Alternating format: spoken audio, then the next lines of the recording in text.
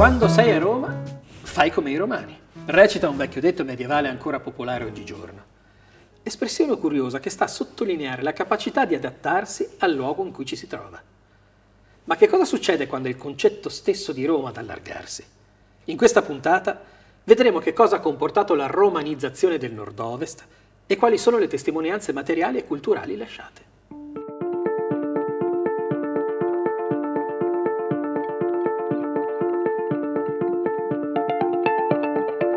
Un primo passo indispensabile per la romanizzazione fu la realizzazione di infrastrutture fondanti, una rete stradale che rivoluzionò gli spostamenti nel territorio e la centuriazione, vale a dire la suddivisione razionale dei terreni agricoli in particelle chiaramente delimitate. La romanizzazione del Piemonte, e in particolare del Piemonte meridionale, comportò una ristrutturazione complessiva dell'organizzazione territoriale con diversi tipi di interventi, principalmente la realizzazione di una rete stradale, funzionale non soltanto al passaggio degli eserciti per la difesa, al traffico commerciale, ma anche allo scambio di persone, di idee, di lingue, quindi come veicolo di promozione culturale. Un altro intervento fu la centuriazione, vale a dire la suddivisione dello spazio della campagna in maniera razionale, finalizzato a scopi fiscali ma anche allo sfruttamento agrario, e infine alla creazione di città oppure alla ristrutturazione in senso urbano di insediamenti precedenti già esistenti. La città può essere considerata in epoca romana forse proprio l'esperienza più tangibile e concreta della romanizzazione del territorio. Tracce consistenti dell'urbanizzazione romana si trovano nell'area archeologica di Libarna, una città romana che sorge a sud rispetto all'attuale centro di Serravalle Scrivia, nel Basso Piemonte in provincia d'Alessandria. L'origine della città antica di Libarna è strettamente legata al tracciamento e all'apertura della via Postumia nel 148 a.C., una via consolare che collegava il porto di Genova con il porto orientale di Aquileia, mettendo in comunicazione quindi la Liguria con la Cisalpina nord-orientale. La città dunque sorse come snodo importante su un'arteria di traffico particolarmente significativa. È possibile che lo sviluppo in senso urbanistico dell'impianto abbia avuto origine però tempo dopo, vale a dire con i provvedimenti dell'89 a.C. con cui venne concessa la cittadinanza latina alle popolazioni locali. Lo ius lati, ossia la cittadinanza latina, era una condizione giuridica inizialmente concessa agli abitanti del Lazio, una sorta di status intermedio tra il rango di cittadino romano e quello di persona libera.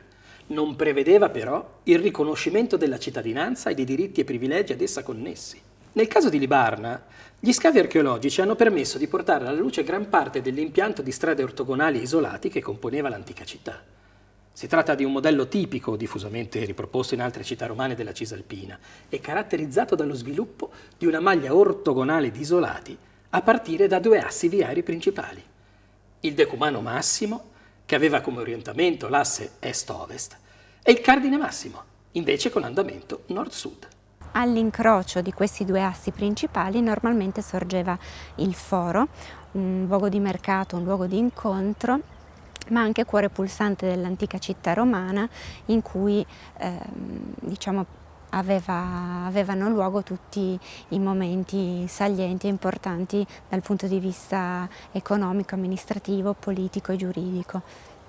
Per questa ragione attorno al foro sorgevano degli edifici monumentali di particolare rilevanza anche da un punto di vista propagandistico della potenza di Roma, che normalmente erano sempre gli stessi, vale a dire la curia, sede del senato locale, la basilica civile, sede dell'amministrazione della giustizia, il tempio dove venivano officiate le cerimonie religiose e poi sulla piazza potevano anche prospettare delle taverne e delle botteghe, quindi avevano luogo i momenti di scambio commerciale in senso stretto. La città, normalmente, era definita innanzitutto dalla sua cinta muraria, che ne delimitava i confini demarcando la differenza tra la città stessa, l'urbanitas, e lo spazio selvaggio all'esterno. E in questo senso non aveva soltanto un significato difensivo, ma anche ideologico e propagandistico della potenza di Roma. Nel nostro caso si sono conservati solamente i resti delle porte urbiche della via Postumia, la strada che attraversava la città divenendo il Cardine Massimo. Le due porte ripropongono anche qui uno schema comune ad altri centri urbani romani. Sono le classiche porte a cavedio con un fronte verso la campagna affiancato da due torri, uno spazio aperto retrostante e un altro muro a protezione verso la città, quasi a creare una sorta di piccola fortezza. L'impianto urbano è caratterizzato da una stretta suddivisione degli spazi con destinazione funzionale.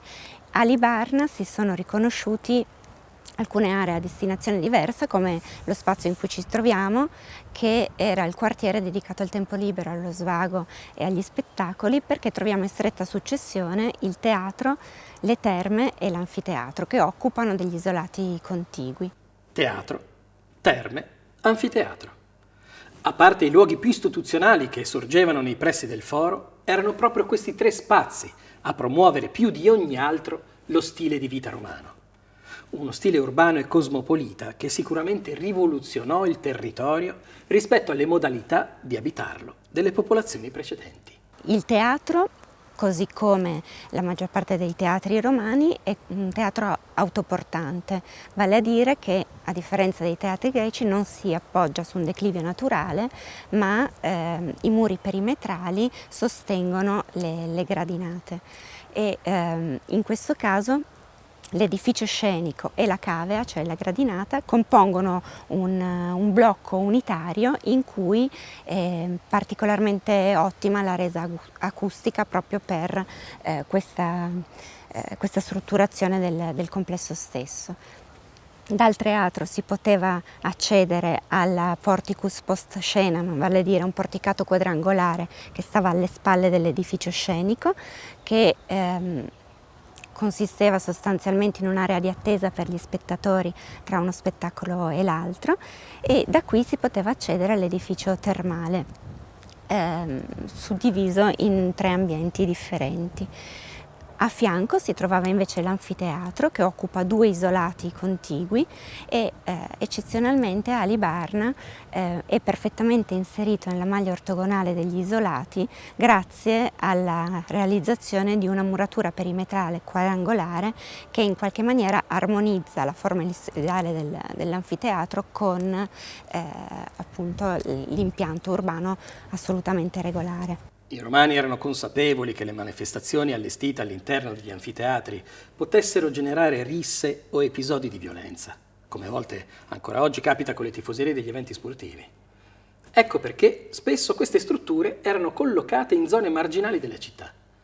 Ma oltre che per gli edifici pubblici, Libarna è un sito importante anche perché sono state riconosciute delle domus, vale a dire delle abitazioni signorili le cui stanze, di rappresentanza e private, erano organizzate principalmente attorno a un atrio, un cortile scoperto. Un esempio particolare riconosciuto a Libarna è la cosiddetta domus del chirurgo, in cui risiedeva un medico che probabilmente esercitava anche la professione in uno spazio all'interno della sua casa, tant'è che sono stati trovati degli strumenti chirurgici in bronzo molto raffinati.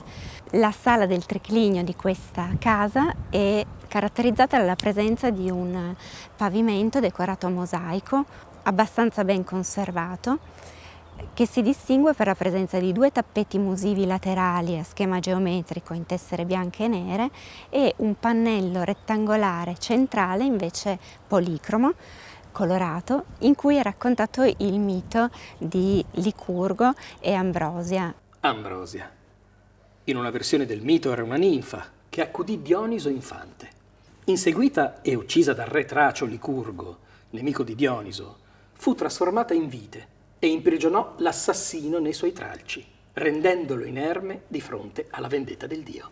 Con Augusto, l'urbanizzazione del nord-ovest della penisola prende insieme un'accelerazione e un valore propagandistico importantissimi. Lo vedremo anche per Augusta Taurinorum, Torino, e Augusta Pretoria, Aosta. Ma ora soffermiamoci su un'altra città che porta il nome del primo imperatore, Augusta Bagennorum, fondata nel territorio occupato dai Liguri Bagenni, nella piana della Roncaglia.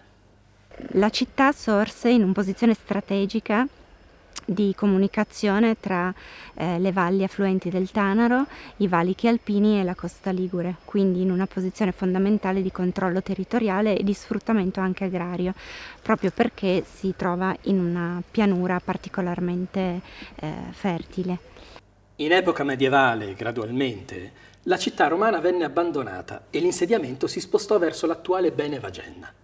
A partire dal Settecento, via via, vennero riscoperte alcune delle vestigia antiche, finché tra fine Ottocento e inizio Novecento si ebbe una comprensione scientifica più ampia del sito. Una delle caratteristiche principali di Augusta Bagennorum è quella di essere caratterizzata da una rigorosa strutturazione dal punto di vista architettonico e urbanistico e dalla presenza di un foro che richiama la strutturazione forense di altre realtà cittadine della Cisalpina romana. Infatti il foro di Benevagenna è un foro cosiddetto tripartito perché presenta un'area dedicata al tempio, una platea forense, una piazza vera e propria bordata probabilmente da delle taberne e viene chiusa dall'edificio della Basilica Civile, dove veniva amministrata la giustizia. Questo tipo di tripartizione ricorda il foro, ad esempio, della Brescia romana o di Velleia. La romanizzazione del territorio aveva un legame importante con la costruzione delle città. Questo non significava semplicemente la proposta di un nuovo modo di abitare, ma anche e soprattutto di un nuovo modello di vita. Esso abbracciava la sfera domestica, ma anche la religione, le attività economiche, il rapporto con le istituzioni e la politica, ma non meno importanti, il divertimento e il tempo libero. Ecco, a questo punto è tempo di parlare delle due più importanti città romane del nord-ovest. Alla prossima!